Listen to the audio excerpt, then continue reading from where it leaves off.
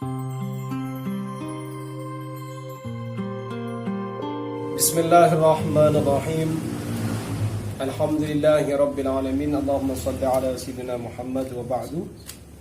Pada lanjutan kitab Qurratul Uyun ini, pada kajian kitab Qurratul Uyun yang sebelumnya kita mengkaji satu nazam wa tayyiban faka bi tayyibi fa'ih ala dawami niltumul mana'ih.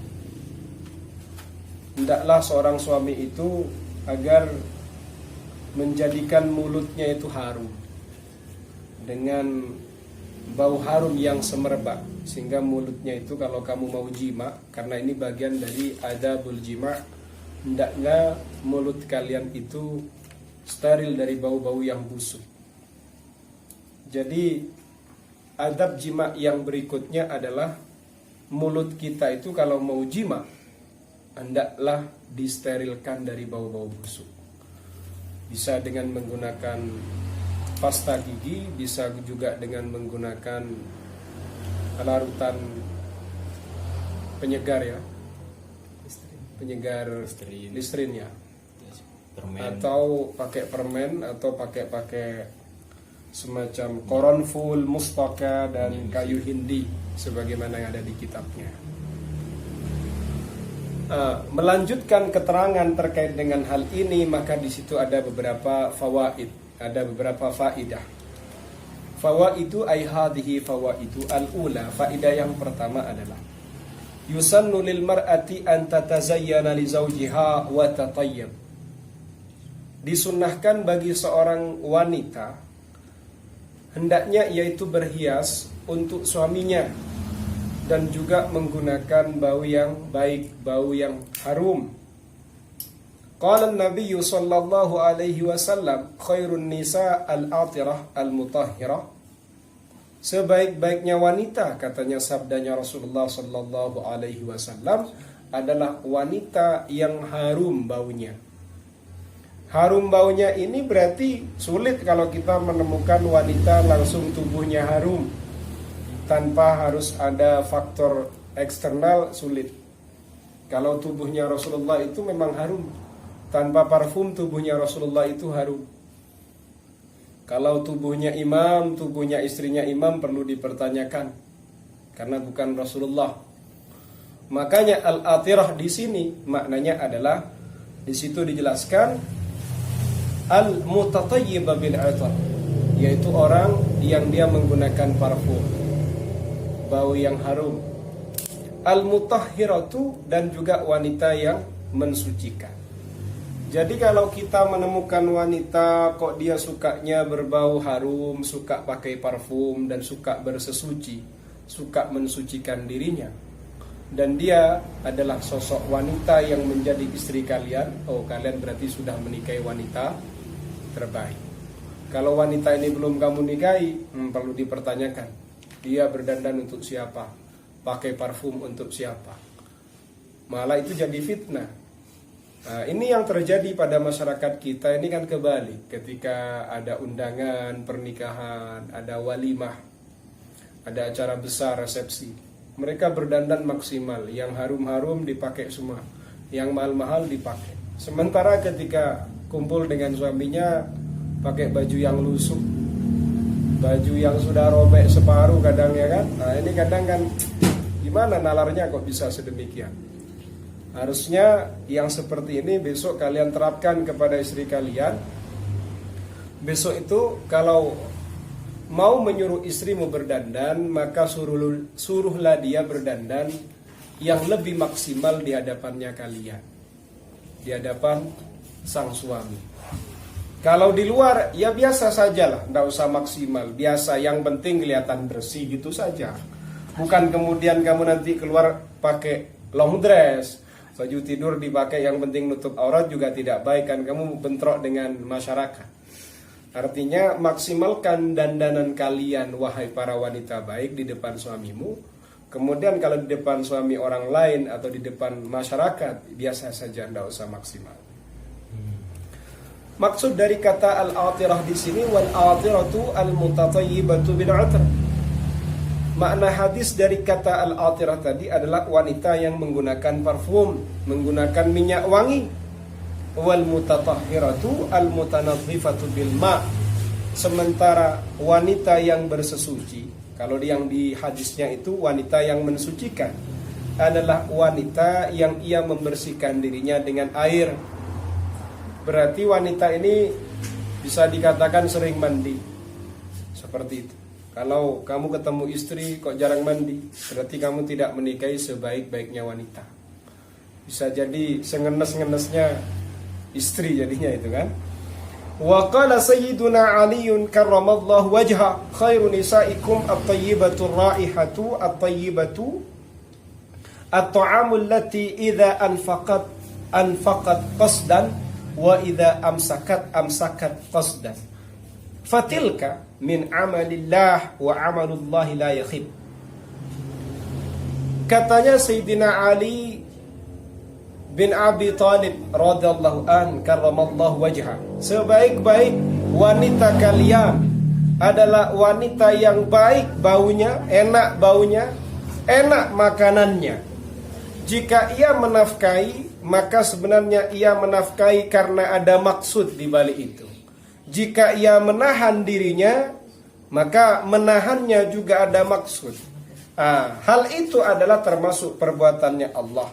Dan perbuatan Allah itu tidak pernah gagal. Dari sini kita melihat bagaimana sebaik-baiknya wanita menurut Sayyidina Ali itu adalah wanita yang ia tubuhnya, baunya atau bau tubuhnya, bau bajunya harum dan enak. Kemudian makanannya juga enak. Seperti itu. Jika ia menafkahkan sesuatu, berarti di situ ada tujuan yang baik. Jika ia juga tidak menafkahi, berarti di situ juga ada tujuan yang baik. Semua itu adalah amalnya Allah. Perbuatannya Allah. Perbuatannya Allah itu tidak ada yang pernah gagal. Berarti semuanya itu adalah perbuatannya Allah. Allah Ta'ala yang menciptakan semuanya itu. Allah Ta'ala ini tidak pernah mengecewakan karena tidak gagal. Seperti itu. Wa qalat Aisyah radhiyallahu anha, Sayyidatuna Aisyah radhiyallahu anha berkata, kunna natmadu jibahana. Kita ini meminyaki dahi kita. Dahi kita kasih minyak. Bil miski, dengan minyak misik. Jadi kami ini berarti beliau sendiri juga dengan istri Rasulullah yang lain. Ini beliau menggunakan parfum misik ditaruh di dahi mereka semuanya. Fa idza araqat ihdana, fa idza ariqat ihdana, jika salah satu di antara kita ini berkeringat, sala dzalika ala wajhiha, maka keringat tadi akan mengalir pada wajah salah satu kita. Salah satu kita berkeringat. Nah, sebelumnya kan sudah dikasih minyak misik. Kok berkeringat? Nah, biasanya keringat tadi itu akan mengalir pada wajah. Fayarahun nabiyyu wa la yunkiruhu. Kemudian Rasulullah tahu dengan hal itu. Beliau melihatnya. Beliau juga tidak mengingkarinya. Tidak melarang dan tidak mengingkari. Tidak apa-apa. Seperti itu. Justru kalau berkeringat akhirnya bau harumnya kan semakin merata. Dan seperti itu. Nah, intinya pada faedah yang pertama ini, disunnahkan bagi seorang wanita itu berhias di depan suami, menggunakan parfum di depan suami, kemudian dia selalu menjaga kebersihannya di depan suami. Itu wanita yang baik. Misalnya suaminya pergi ke kantor malam-malam, istri yang baik pasti akan bersiap-siap. Seperti itu. Suami datang, dia langsung ke kamar mandi sikatan, kemudian mencuci mukanya, akan menyambut sang suami yang kelelahan. Begitu, diajari istrimu. Kadang tidak paham, tidak peka. Tidak peka dan tidak pahamnya istri itu kadang juga karena suaminya nggak jelas. Kamu pengennya itu menjadikan istrimu wanita hebat luar biasa, tapi kamu cara menanamkan watak kamu nggak bisa. Cara mengajari nggak bisa. Ya kamu nggak punya cita-cita Maksud saya cita-cita kamu nggak bisa terrealisasi karena kamu tidak pernah menanamkannya. Menanamkan itu juga tidak harus dengan model didoktrin, tidak. Tapi kamu harus mencontohkan dulu. Kamu pengen istrinya kamu bersih mulutnya lah. Kamu sendiri tidak pernah sikatan. Ini kan juga gagal. Paham nanti sang istri. Ya kan? Kamu pengennya mulut istrimu bau, harum, sementara yang kamu berikan bau busuk. Ini kan nggak matching. Kan seperti itu. Asani, tapi kalau tidak sikatan gimana? Ya enggak apa-apa enggak sikatan, cuma enggak mengamalkan kitab Qurratul Uyun seperti itu. Enggak harus kemudian kalian harus sikat gigi, kemudian membeli Listerine tadi kan? Listerine. Saya enggak pernah pakai itu, Listerine ya. Atau apakah harus membeli permen ya kan? Membeli kayu Hindia. Nah, ini kan repot, ini modal lagi nih kan, sementara keuangan mepet-mepet misalnya.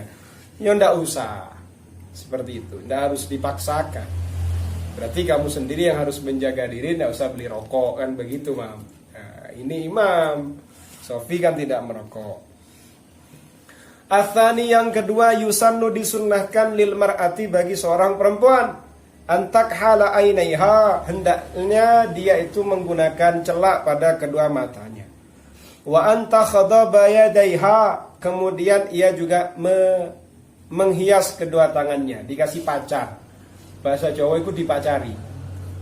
Untuk menjadikan pacar ya, dipacari, dikasih pewarna. Nah, seperti hina, bukan kutek ini. Nah, begitu beda hina dengan kutek beda. Warijlaiha, dan kedua kakinya bil hina'i dengan hina. Seperti itu. Duna naqshin wa taswidin, tapi menggunakan hina atau warna pacar tadi itu, hina tadi bukan yang modelnya dengan cara diukir. Diukir digali itu kan. Nah, nanti kan bisa melekat tinta tadi, pewarna tadi itu. Kayak tato nanti kalau yang model naqshin itu. Jadi pewarna yang tidak harus di naqsh, tidak harus diukir. Kalau diukir itu nanti akan menjadi tato, melekat. Tidak bisa hilang, malah menyatu nanti. Wa taswiden, bukan juga yang menjadikan warnanya hitam. Jangan cari warna hitam. Nanti jadi hantu. Begitu. Qala Nabi sallallahu alaihi wasallam, Nabi Muhammad sallallahu alaihi wasallam bersabda, "Inni, sesungguhnya aku la abghadul mar'ata in araha marha." Sesungguhnya aku, niscaya aku ini tidak suka kepada wanita yang jika aku melihatnya ternyata dia itu marha. Marha itu gimana? Wanita yang tidak menggunakan celak pada kedua matanya. Au salta, atau wanita salta. Salta itu wanita yang di kedua telapak tangannya tidak menggunakan pacar tadi, pewarna hina itu.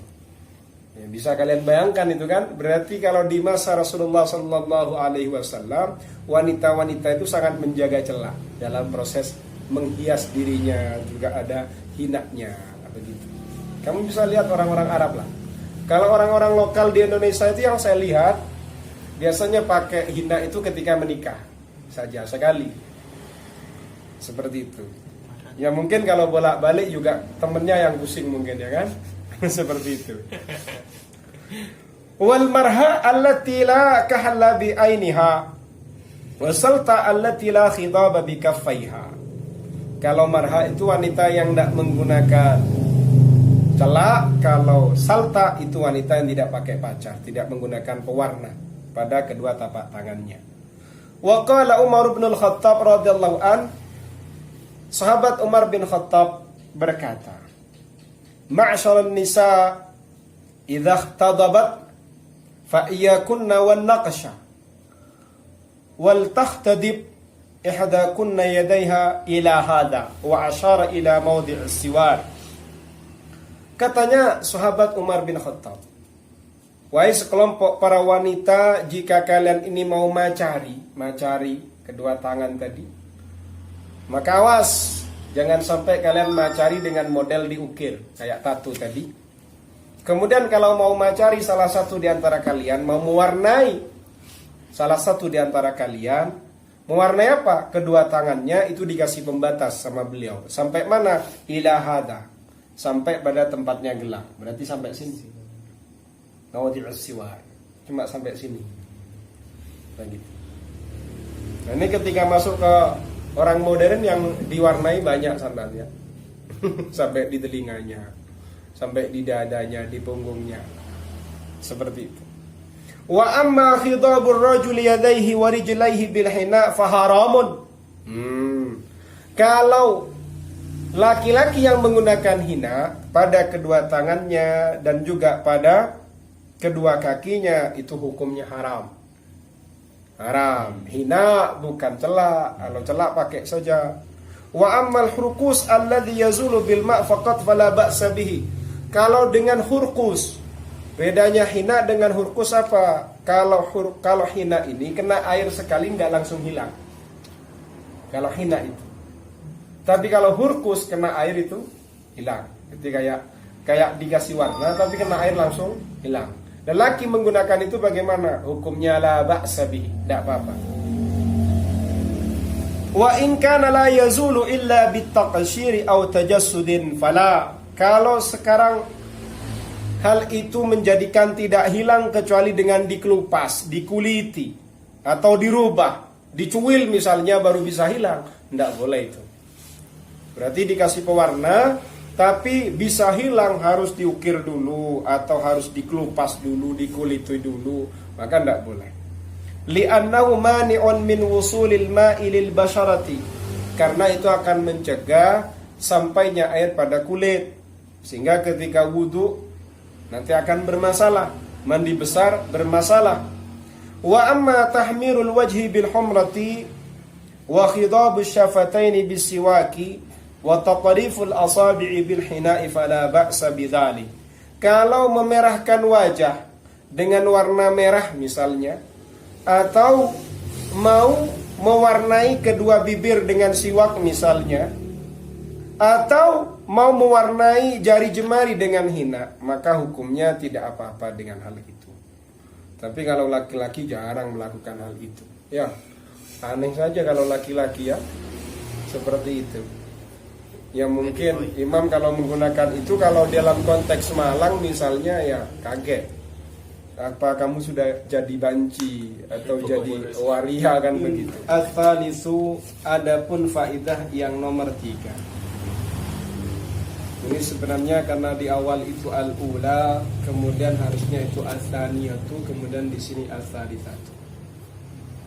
Qala fi kitabil barakati, pengarang kitab al-barakah berkata, wala yajuzu, tidak boleh, isti'malud darahimi, menggunakan uang dirham, wa dananir, dan uang dinar, allati tusaqqabu, yang kemudian dibolongi,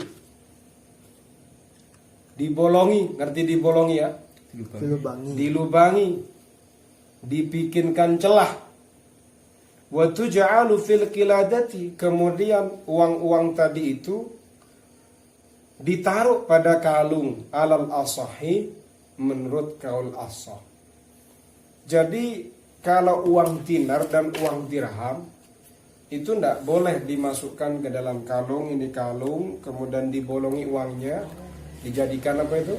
Bandol ya? Gandulannya.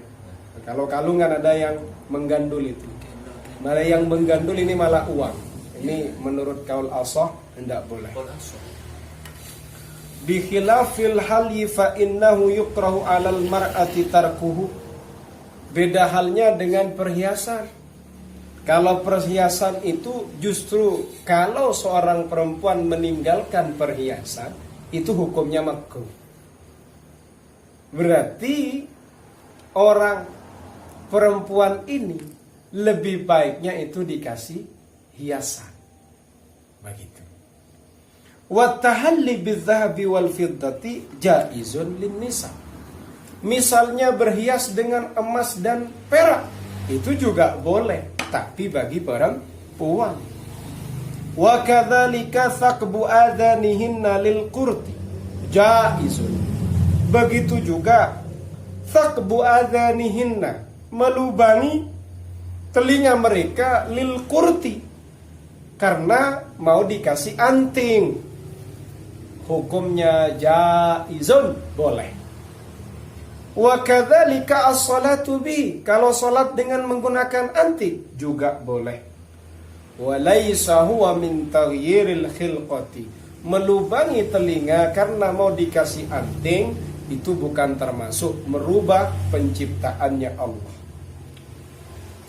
Wa su'ila Malikun an ayyakuna fi arjulin nisa minal khalakhil. Imam Malik ditanya terkait dengan keberadaan wanita yang di kakinya itu dikasih benggel. Ngerti benggel kan? Behel ya? Bukan, behel. Pinggel. Pinggel itu gelang tapi ditaruh di kaki. Nah, Imam Malik ditanya, ini gimana perempuan-perempuan itu kakinya kok ada binggelnya? Yes. Faqala, dijawab oleh Imam Malik, tarkuhu ahabbu ilayya, meninggalkan binggel tadi itu lebih saya suka, katanya Imam Malik. Qala, kemudian kata Imam Malik melanjutkan, li'annahunna idza masyayna biha sami'tu qa'ataha, karena mereka ketika berjalan menggunakan binggel itu, saya ini mendengar bunyinya, bunyi gemerincingnya itu saya mendengar. Fara'a Malikun tarka dzalika ahabba ilaihi min ghairi tahrimin. Nah, Imam Malik berpendapat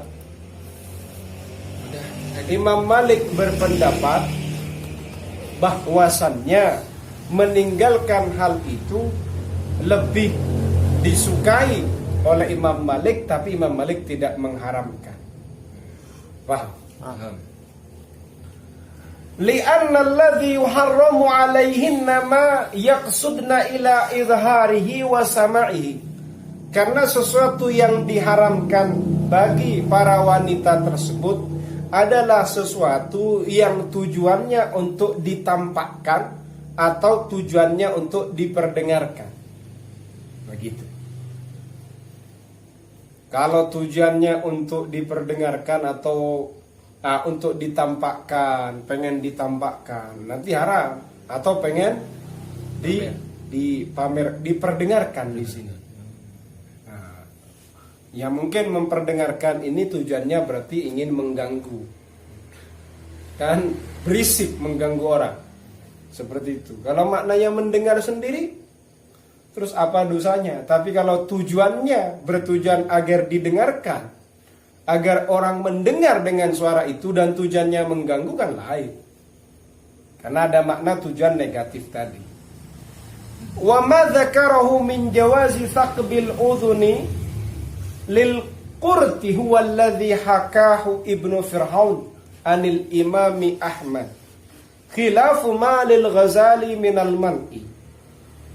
Kalau terkait dengan penjelasan bolehnya melubangi telinga untuk dikasih anting, itu adalah pendapat yang diinformasikan oleh Ibnu Fir'aun, mendapatkan riwayat dari Imam Ahmad, yang mana hal ini berbeda dengan apa yang disampaikan oleh Imam Al-Ghazali, berbeda dengan pandangannya Imam Al-Ghazali. Kalau Imam Al-Ghazali malah mencegah praktek yang sedemikian. Berarti melubangi telinga, bukan melubangi hidung ya. Melubangi telinga itu kalau menurut Imam Al-Ghazali itu dilarang. Tapi kalau menurut Ibnu Fir'aun, melubangi telinga untuk tujuan dikasih anting yang diriwayatkan dari Imam Ahmad itu hukumnya boleh. Wa balagha fi inkaril jawazi hatta qaraba ayat da'ya al-ijma' 'ala al-man'i. Hatta qaraba ayat da'ya al-ijma' 'ala al-man'i. Bahkan Imam Al-Ghazali ini tidak hanya mencegah. Balagha ini membesar-besarkan. Jadi sangat mengatakan hal itu tercegah. Jadi makna mubalaghah ini dibesar-besarkan. Paham ya? Kalau dibesar-besarkan itu didramatisir ya. Kan seperti itu. Pencegahan terkait dengan melubangi telinga ini dibesar-besarkan, didramatisir, hingga hampir beliau itu mengaku kalau itu sudah terjadi ijma'nya ulama. Saking tidak maunya dengan melubangi telinga untuk dikasih anting. Seperti itu. Ini versinya Imam Al-Ghazali. Tadi kita ngaji kitab Imam Al-Ghazali. Beda. Wa yu'ayyidu al-jawaza ma fi sahih min anna an-nisaa kunna yalbasna al-huliyya fi ahdin nabiyyi sallallahu alaihi wasallam. Ada riwayat yang ada dalam hadis sahih bahwasannya wanita-wanita mereka ini menggunakan perhiasan di masa Rasulullah sallallahu alaihi wasallam, dan ini mendukung kebolehannya melubangi telinga karena mau dikasih anting. Qala berkata ba'du syuyukhi, sebagian guru besar, wa huwa alladhi yanbaghi ayyuqallada, justru itu yang seharusnya untuk diikuti. Li'anna ghairahu, karena kalau tidak diikuti yu'addi litajrihil ummati kulliha, nanti akan mengakibatkan melukai umat secara menyeluruh. Nah, berarti ba'du syuyukh ini rekomendasinya adalah mengikuti pandangan yang memperbolehkan. Dan seperti itu. Wa hadza fi haqqin nisa, tapi ini untuk haknya para wanita, Imam. Wa amma haqqur rijal, wa amma ar-rijalu was-sibyanu fal ittifaqu 'alal man'i. Kalau untuk laki-laki dan anak-anak maka sudah disepakati oleh ulama terkait dengan larangannya atau pencegahannya. Paham ya? Siap. Ar-rabi'u, adapun faedah yang nomor 4, tasminul mar'ati nafsaha, yaitu menggemukkannya seorang wanita pada dirinya. Jadi dirinya dibuat menjadi gemuk. Minazinati itu termasuk hiasan. Jadi wanita itu kalau menggemukkan diri termasuk dia berhias. Jadi iya menggemukkan, bukan menguruskan. Versi Qurratun Uyun, menggemukkan. Jadi semakin gemuk itu beda sense ini ya. Iya, niat menggemukkan. Ya kan beda selera, beda masing-masing orang. Versi kitab Qurratul Uyun, menggemukkan itu termasuk hiasan. Qala Ibnu Sirin, ma ra'aitu ala rajulin libasan azyana min fasahatin wa ma ra'aitu libasan ala imra'atin azyana min syahmin. Menurut pandangannya Ibnu Sirin, saya tidak menemukan bajunya seorang laki-laki yang lebih berhias, berarti lebih berkilau daripada kefasihan. Jadi kefasihan itu adalah baju hiasnya lelaki yang terbaik. Kalau laki-laki itu fasih dalam berucap, berarti dia sudah menggunakan baju hias yang terbaik. Dan saya tidak menemukan baju terbaik bagi seorang wanita yang itu dikatakan berhias dengan baju yang dimaksud apa? Gemuk. Syahmin itu lemak. Jadi lemak itu adalah hiasan terbaiknya wanita menurut Ibnu Sirin. Semakin berlemak berarti hiasannya semakin dahsyat, semakin berkilau. Semakin fasih laki-laki itu, dia sudah semakin dahsyat hiasan yang ia gunakan. Berarti kalau ditanya hiasan terbaik laki-laki apa? Kefasihan. Kalau hiasan terbaik bagi perempuan, lemaknya. Semakin gemuk, semakin afdal dan semakin dahsyat hiasannya. Versi Ibnu Sirin. Ya, versi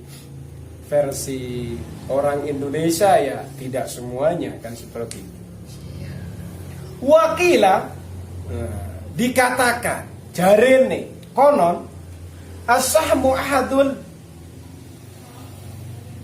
ahadul husnaini.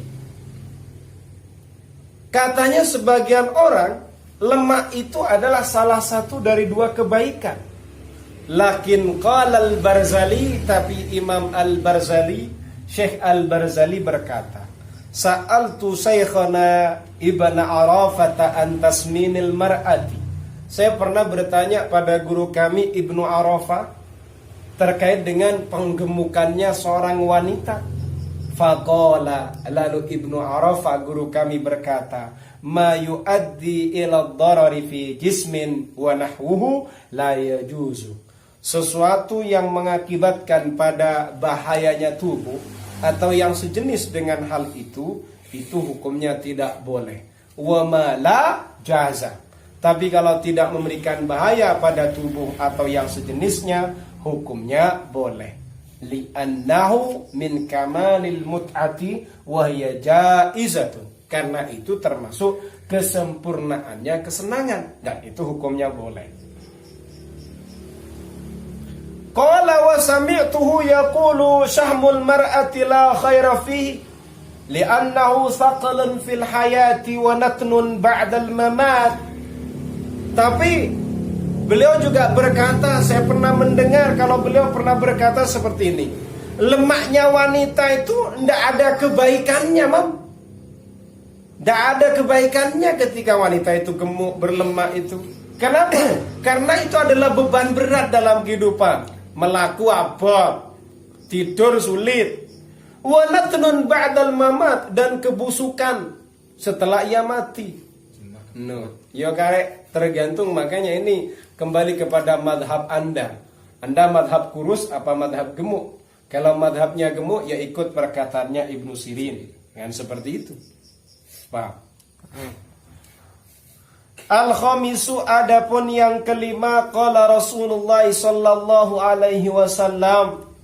Rasulullah sallallahu alaihi wasallam bersabda, ayyuma imra'atin tatayyabat wa ta'attarat wa kharajat min baitiha bighairi idni zawjiha fa innaha tamshi fi ghadabillah wa sukhti hatta tarji'a ila baitiha. Yang nomor 5 adalah Rasulullah sallallahu alaihi wasallam bersabda, wanita manapun yang ia menggunakan parfum, menggunakan wangi-wangian, kemudian dan ia keluar dari rumahnya tanpa seizin sang suami, maka sebenarnya ia berjalan dalam kemarahan Allah dan kemurkaannya, kecuali ia kembali ke rumahnya. Sehingga ia kembali ke rumahnya. Berat jadi perempuan ini. Wa qala sallallahu alaihi wasallam, ayyama imra'atin kashafat an zinatiha ma la yuridu zawjuha fa 'alaiha wizru 70 zaniyatan illa an tatuba. Rasulullah sallallahu alaihi wasallam bersabda, wanita manapun yang ia menyingkap perhiasannya, perhiasan yang mana? Sesuatu yang tidak diinginkan oleh sang suami. Misalnya, dek, ini nggak usah dibuka, jangan dikasih tahu ke orang. Ternyata sama kamu malah dibuka. Kamu perempuan, dibuka. Padahal sama suamimu tidak boleh. Maka perempuan tadi akan mendapatkan dosanya 70 para pezina. Illa antatuba, kecuali ia bertaubat. Wa ayyuma imra'atin mala'at ainaha min ghairi zawjiha mala Allahu ainaha minan nar. Barang siapa wanita yang ia memenuhi pandangannya, kedua matanya, penglihatannya, tapi dipenuhi dengan melihat sesuatu yang bukan suaminya. Dia sering menonton, melihat lelaki yang bukan suaminya, maka Allah Ta'ala akan memenuhi pandangannya minan nari, api neraka. Seperti ini. Falyahtaris al-mar'a min hadhil baliyah wal yahfad minan nazar ila ghairi maharimihinna minal bariyah. Hendaknya seorang wanita ini menjaga dari bala ini, dari ujian ini. Hendaknya ia menjaga dari melihat selain mahram mereka, dari kalangan makhluknya Allah, dari kalangan manusia selain mahram mereka. Makanya seorang istri yang baik itu sebenarnya usahakan tidak sering nonton film, khususnya film drakor atau film India. Film drakor ini kalau istrimu suka nonton film drakor, besok-besok maka yang ia lihat adalah suami-suami ganteng orang Korea. Melihat suami kayak imam tidak semangat. Saya ganteng. Gitu loh. Imam ganteng kalau dibandingkan pemain yang ada di film drakor kan kalah jauh. Ternyata sang istri itu malah berhayal suaminya kayak di drakor. Ini perlu diarahkan. Ya yang kasihan nanti kasihan kepada si perempuan tadi. Oh itu loh, di kampus UIN Malang ada cowok kayak drakor, malah lihat itu suaminya terlupakan. Awas, ancamannya adalah nanti pandangannya, kedua matanya dipenuhi dengan api neraka. Ruya an ba'dihim annahu qal, diriwayatkan dari sebagian ulama bahwasannya sebagian ulama berkata, wallahi li ayanzura ila harimi alfu rajulin, ya li ayanzura ila harimi alfu rajulin ahabbu ilayya min an tanzura hiya ila rajulin wahidin. Sebagian ulama mengatakan, demi Allah, melihatnya 1000 lelaki kepada istriku. Ada 1000 laki-laki melihat istriku. Melihat istriku lewat, itu 1000 laki-laki itu melihat, memandang istriku. Itu lebih saya sukai daripada istriku melihat seorang laki-laki. Coba. Kalau istri saya tidak melihat laki-laki yang ada di luar sana, dia cuma melihat saya, karena memang saya suaminya. Ada 1000 laki-laki melihatnya, itu lebih saya suka daripada di situ cuma 1 orang, tapi istriku yang melihatnya. Paham? Gitu loh. Istri saya lewat bersama saya jalan, dilihat oleh 1000 laki-laki, lebih saya suka daripada ada mungkin beberapa laki-laki, tapi salah satu laki-laki malah dilihat sama istri. Coba, ganas kan? Walidzalika wasafallahu nisa'al jannati biqasrihinna ala azwajihinna. Oleh karena itulah Allah Ta'ala menggambarkan wanita-wanita surga itu biqasrihinna ala azwajihinna. Mereka itu terbatas hanya melihat pada suami-suami mereka. Faqala maqsuratun fil khiyam. Mereka adalah wanita-wanita yang dibatasi. Dibatasi itu maksudnya pandangannya hanya untuk suami. Fil khiyami, di tempat tinggal itu. Jadi tempat tinggal, tempat menetap di surga, di rumah. Ya, kita tidak tahu tempat tinggal kita di surga. Kalau kita masuk surga itu seperti apa? Semoga kita masuk surga. Amin ya rabbal alamin.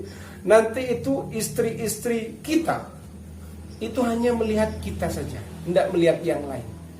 Maksuratu.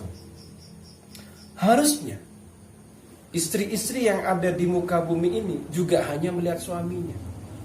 Seperti. Makanya kalau mau jujur, lelaki itu harusnya bertanggung jawab dengan urusan istri dan anak-anaknya.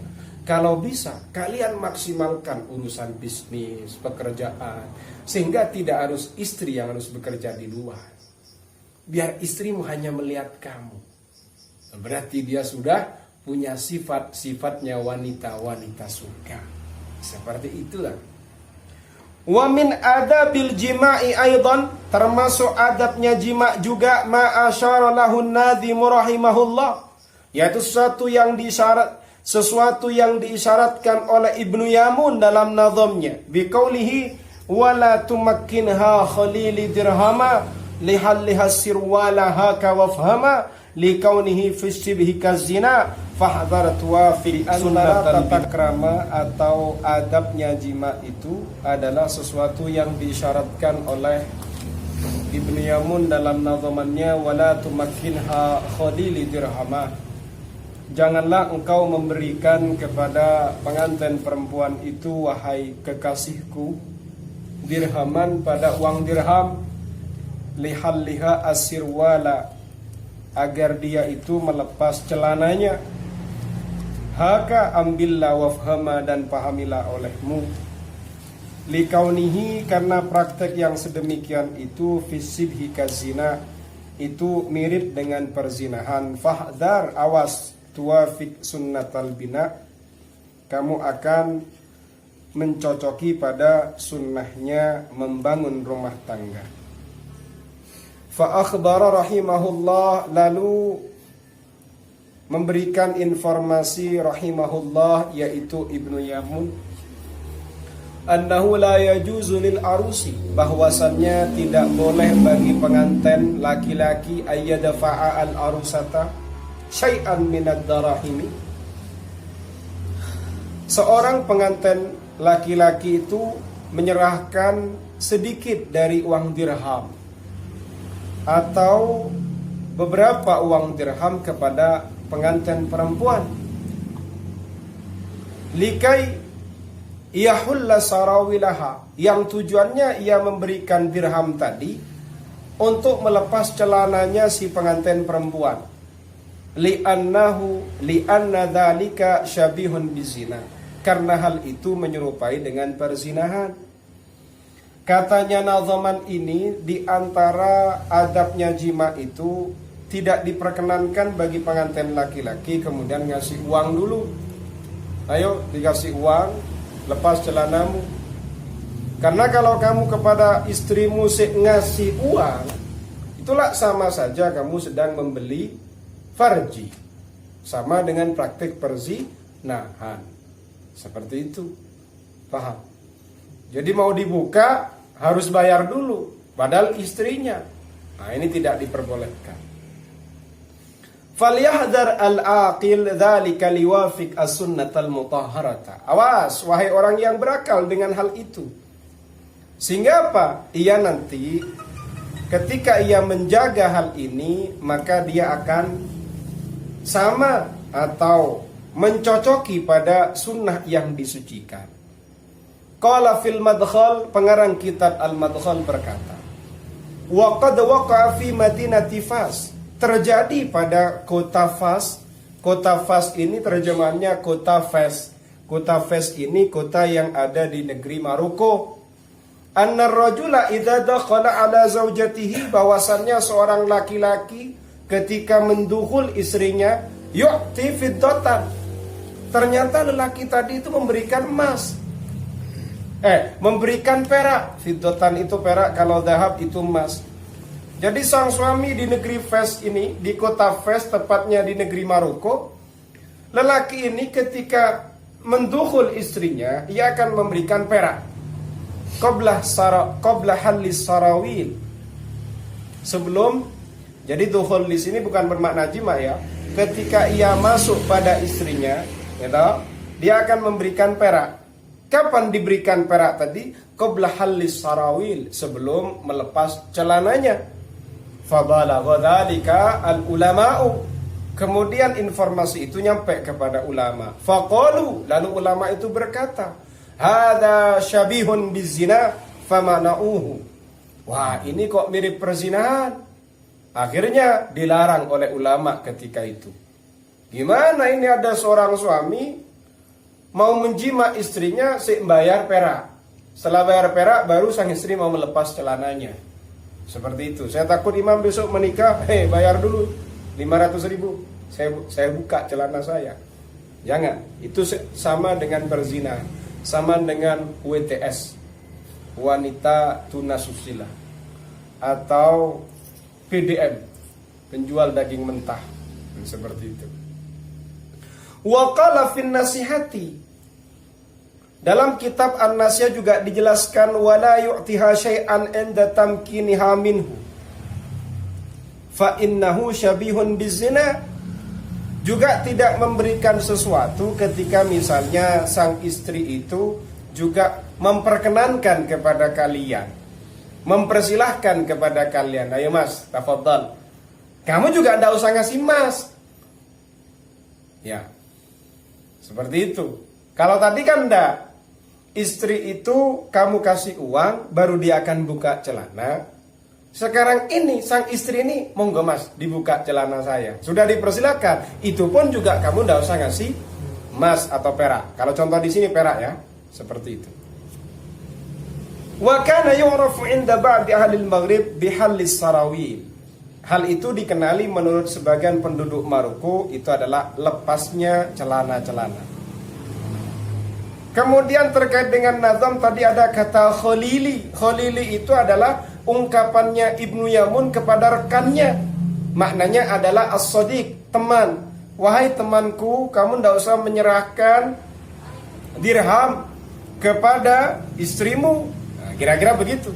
Kalau temannya yang menikah. Wa yujma'u ala akhilla. Jamaknya dalam bahasa Arab kata khalil itu adalah al-akhilla. Was-sirwal lughatan fi sarawil. Wal jumhur anna sarawila a'jamiyah. Kalau makna sirwal itu secara bahasa adalah sarawil, ya kan? Celana. Kemudian katanya jumhur ulama, mayoritas ulama, sarawil itu adalah bahasa ajamiyah bukan bahasa Arab. Wakila arabiyah jam'u sarawilatun taqdira. Menurut sebagian ulama enggak itu bahasa Arab. Jamaknya sarawilah secara perkilaan. Kalau dikira-kirakan adalah jamak dari kata sirwal adalah sarawilatun. Begitu. Wal jam'u sarawilatun kama fil misbah. Tapi dalam kitab Al-Misbah, ya kan? Itu jamaknya adalah sarawilat. Kalau menurut Kil tadi, itu sirwal itu gimana sirwal itu? Kalau di sini kan sirwal.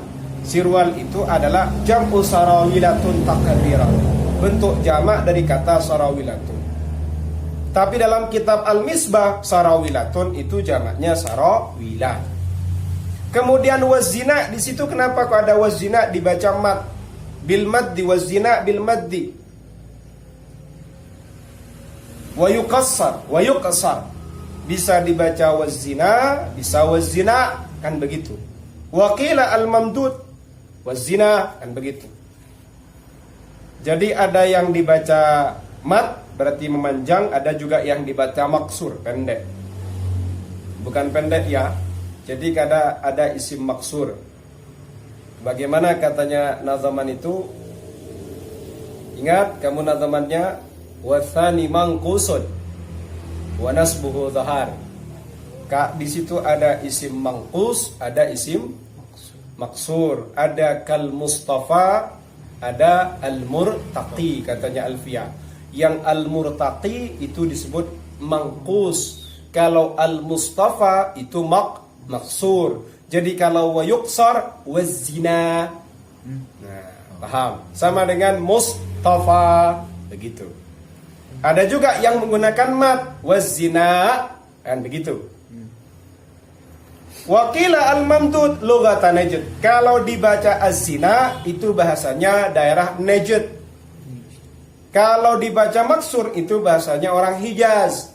Jadi kalau kamu mengatakan az-zina dibaca panjang ada alif az-zina, az-zina'u. Berarti ini bahasanya lughah Najdiyah. Kalau dibaca waz-zina itu lughah Hijaziyah, begitu. Wa qauluhu haka wafhama tatmimun. Di situ ada perkataan haka wafhama itu sebagai penyempurna bait atau nazam. Tambihun, ay hadza tambihun. Ini adalah peringatan. Yu'khadhu min qaulin nazim rahimahullah lihallihas sarawil. Diambil dari sebuah perkataannya Ibnu Yamun dengan bahasa lihalliha as-sarawil, untuk melepasnya seorang pengantin perempuan pada celana-celananya, ya kan? Anna lubasa sarawili matlubun fi haqqil arusati wa huwa kadzalika bal yutlabu fi haqqil mar'ati mutlaqan. Seperti itu. Memakai celana-celana itu adalah sesuatu yang dituntut pada haknya pengantin.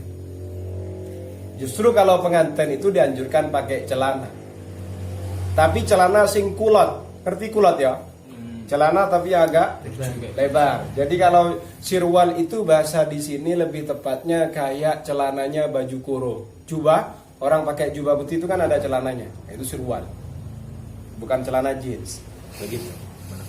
Jadi kalian kan akan bertanya-tanya, gimana sih sebenarnya hukum celana itu kan? Kalau yang sirwal itu matlubun. Karena sebenarnya lebih memberikan keamanan, apalagi ketika mengendari kendaraan. Bukan baju yang melepet-melepet itu, sehingga bagian-bagian yang ada lekukan-lekukan kemudian nampak. Bahkan itu juga dituntut, dianjurkan bagi seorang perempuan secara mutlak. Fafil hadithi anna imra'atan suri'at ala ahdi Rasulillah sallallahu alaihi wasallam. Fankasafat fa'idan hiya bisarawila. Faqala sallallahu alaihi wasallam rahimahullahu al-mutasarwilat min ummati. Ada satu hadis di situ menceritakan seorang perempuan yang terbunuh, tergeletaklah, terbuang di masanya Rasulullah sallallahu alaihi wasallam. Karena tergeletak, ya tahu, mati, mungkin terbunuh atau dibunuh orang. Ternyata tubuhnya tersingkap. Fa'idan hiya bisarawila. Ternyata ketika bajunya terungkap, tersingkap, ya tahu, ternyata dia itu pakai celana. Nah, berarti kan lebih aman. Coba kamu pakai rok saja. Istrimu pakai rok saja jatuh. Kan bisa kelihatan semuanya itu. Tidak usah dipikirkan imam selalu memikirkan yang kebuka-kebuka. Rasulullah sallallahu alaihi wasallam bersabda, rahimahullahul mutasarwilati min ummati. Allah Ta'ala semoga menyayangi pada wanita-wanita yang menggunakan celana dari umatku. Tapi ingat, celana ini adalah celana lebar ya, bukan celana yang ketat. Celana lebar, kalau pakai bahasa Jawa kulot ya. Celana kulot, celana kurung, celana jubah itu. Justru Rasulullah itu mendoakan semoga Allah Ta'ala menyayangi wanita-wanita yang menggunakan celana kombor ya, celana besar itu. Wa qala Abdul Malik yustahabbu lil mar'ati lubusus sarawil idza rakibat aw safara khifatan kishafil awrati idza suri'at aw idza sara'at. Abdul Malik berkata disunnahkan bagi seorang perempuan menggunakan celana kombor tadi, celana kulot tadi. Kapan itu disunnahkan? Jika sang perempuan tadi menaiki kendaraan, menaiki kuda, menaiki unta, mobil, sepeda motor, atau dia mau bepergian. Nanti kalau istrimu bepergian, belikan celana kulot, celana yang lebar, bukan celana ketat. Kenapa? Khifatan kishafil awrati idza suri'at atau idza sara'at. Karena takut akan tersingkap nanti auratnya ketika ia jatuh, ketika ia terbuang, pingsan atau terbunuh. Wa amma ghairu rukubin aw safarin fal mi'zaru sya'nuha. Kalau selain sedang menunggangi kendaraan, tidak dalam kondisi bepergian, tidak dalam mengendarai kendaraan, tidak sedang menaiki kendaraan, maka yang paling tepat urusannya dia adalah pakai mi'zar. Mi'zar itu sama dengan alat yang bisa menutup. Bisa dimaknai dengan seperti sarung. Makanya sarung itu bahasa Arabnya izar. Mi'zar itu isim alatnya. Sarung berarti cukup yang bisa menjaga auratnya dia. Seperti itu. Artinya apa ya? Kain yang bisa mengikat tubuhnya, bukan mengikat, bisa membaluti tubuhnya. Takut kalian bertanya bagaimana hukumnya pakai celana itu. Ada dalilnya ini. Faidatun qala Ibnul Qayyim ruwiya an Rasulillah sallallahu alaihi wasallam annahu la bisa as-sarawila wa kanu yalbasunahu fi zamanihi wa bi idnihi. Menurut Ibnul Qayyim, beliau berkata, diriwayatkan dari salah satu hadisnya Rasulullah sallallahu alaihi wasallam bahwasanya Rasulullah itu menggunakan atau memakai celana yang besar tadi, celana yang luas tadi, celana kombor atau kulot tadi. Berarti kalau laki-laki berarti jubah itu ya, celananya jubah. atau baju kurung. Dan mereka, para sahabat yang lain juga menggunakan hal itu di masa Rasulullah dan juga dengan seizin Rasulullah. Makanya jubah-jubah atau pakai baju kurung itu ada celananya. Berarti sejak dulu memang ada celana kayak gitu. Qala ba'duhum wa mimma yarji'u annahu sallallahu alaihi wasallam nabisahu amarahu bihi. Faqad akhraja al-Uqayli wa Ibnu Addi fil Kamil wal Baihaqi fil Adab an Aliyin marfu'an.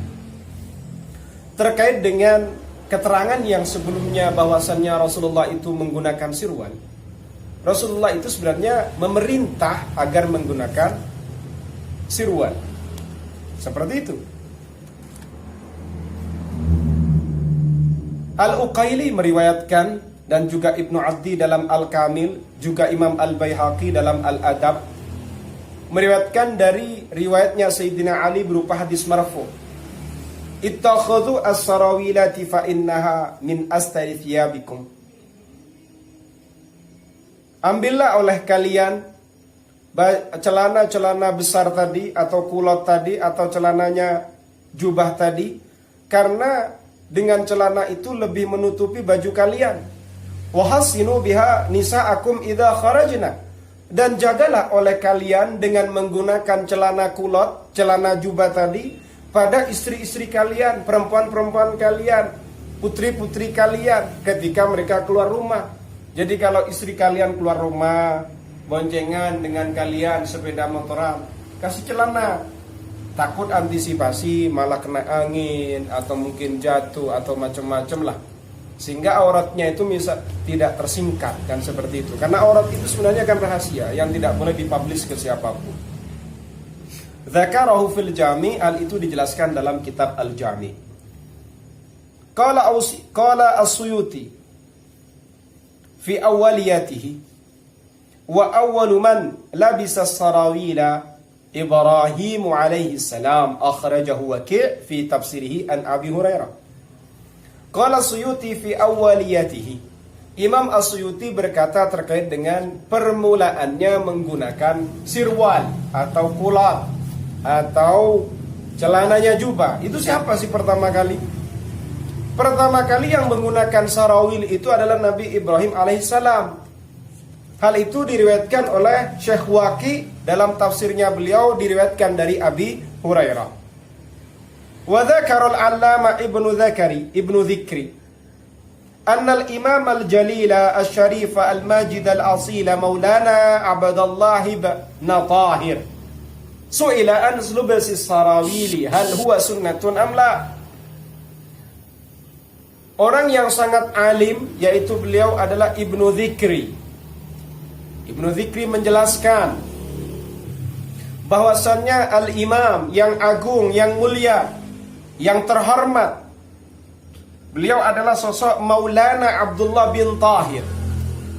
Ditanya Maulana Abdullah bin Tahir terkait dengan menggunakan celananya jubah atau celana kulot tadi, itu sunnah atau tidak? Fadhahaba ila dari syekhihi Sayyidi Ahmad al-Manjud fa'asa'ala zawjatahu fa'akhbarathu annahu kana yalbasuhu taratan wa yatrukuhu ukhra.